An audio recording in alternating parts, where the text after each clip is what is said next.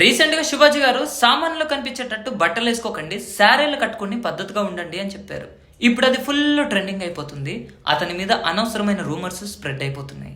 మరి మంగపతి క్యారెక్టర్ లో చెప్పింది కూడా అదే మాట. అంటే అది మూవీలో చెప్పారని చెప్పేసి వావా అన్నారు, ఇప్పుడు రియాలిటీలో చెప్పారని చెప్పేసి అతని మీద రూమర్స్ స్ప్రెడ్ చేస్తున్నారు. అంతేనా?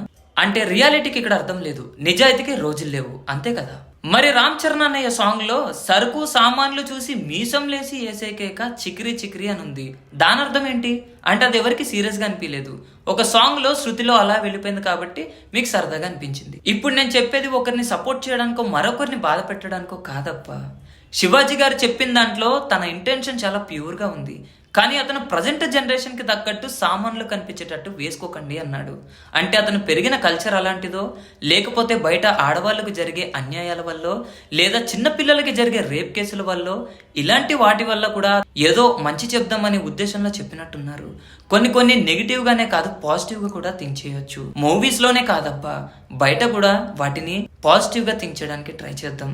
మరి మీరేమంటారో కామెంట్స్ లో చెప్పండి. Thank you so much. Bye.